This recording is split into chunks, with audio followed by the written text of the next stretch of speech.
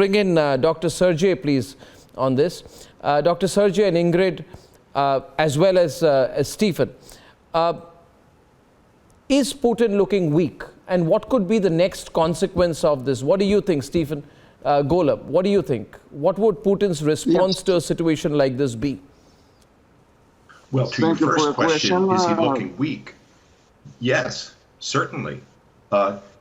He had, whether we want to characterize this as a mutiny or a stunt or a coup or a whatever, he had a significant number of troops no longer under his control, advancing as far as advancing closer to Moscow than Agra is to New Delhi. And that should be very, very worrisome on a number of levels for Putin himself in terms of no longer having either the reality or the appearance of absolute control over the use of force in his country.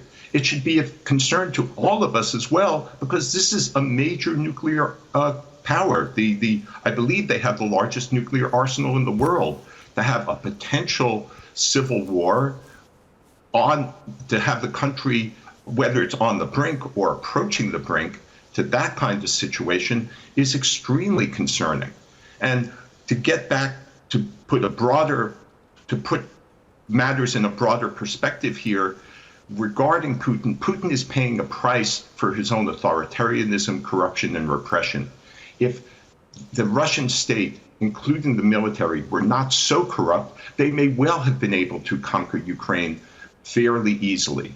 But they'd hollowed themselves out by equipment, by training, by all sorts of resources that were supposed to go to their own military, the Russian military, being in effect stolen by civilian and military leaders. In terms of repression, Putin has isolated himself so much that he's no longer getting good information, it seems, from within his own security apparatus, military and civilian advisors, that he doesn't know completely what's going on. That's why he went into Ukraine to begin with. He thought it was going to be a very, very easy task, just a short-term military blitzkrieg, if you will. It obviously hasn't turned out anything like that.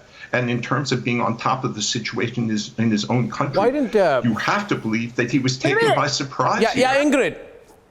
Yeah, just because I'm going off from my charge in my phone, sorry, I'm in Tanzania, I want to remind Mr. Arnab about your Prime Minister, Mahatma Gandhi, who was killed by Muslims. So our Prime Minister never be touched in our history. First of all, Mahatma Gandhi was not our Prime Minister. Yeah. Second, he was not killed by Muslims. Ingrid, I don't know what you are talking about.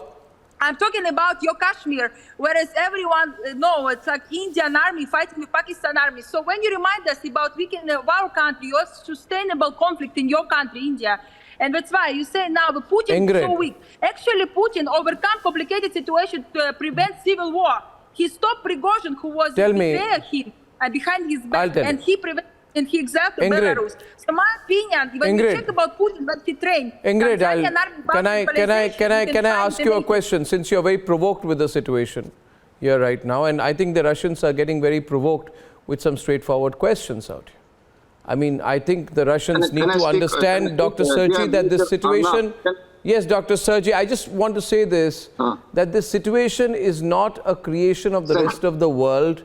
This situation is a creation of the Russian power struggle within.